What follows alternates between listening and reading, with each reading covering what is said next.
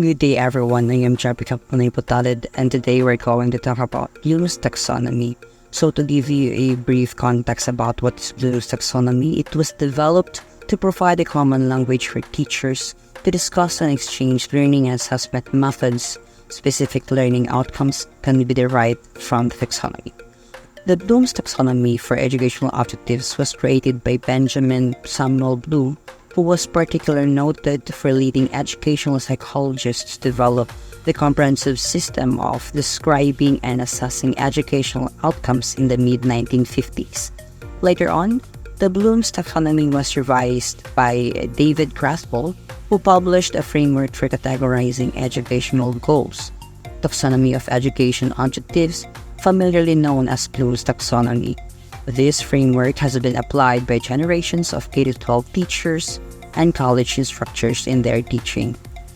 So, the original taxonomy of 1956 was mainly consisted of knowledge, comprehension, which is a type of apprehension, application, which is the use of abstraction, analysis, the synthesis, and evaluation as judgments about the value of material or methods for given purposes.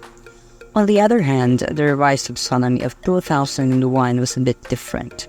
Together with a group of specialists, they published a version of Bloom's Taxonomy with the title Taxonomy for Teaching, Learning, and Assessment. This draws attention away from the somewhat static notion of educational objectives in the original taxonomy. In the revised taxonomy, knowledge is the basis of these cognitive processes, and its authors created a separate taxonomy of the types of knowledge used in cognition, namely factual knowledge, conceptual knowledge, procedural knowledge, and meta-cognitive knowledge. Why should we use Bloom's taxonomy?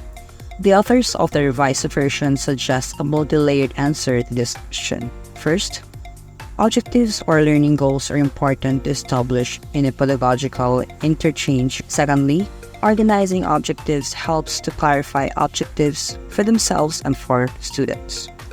And lastly, the third given point is having an organized set of objectives helps teachers to plan and deliver appropriate instruction, design value assessment tasks and strategies, and ensure the instruction and assessment are aligned with the objectives. So for further informations, the Section 3 of the Taxonomy for Learning, Teaching, and Assessing, a revision of Bloom's Taxonomy of Educational Objectives and PEC, provides 150 pages of examples of applications of the taxonomy. Although these examples are from the K-12 setting, they are easily adaptable to the university setting.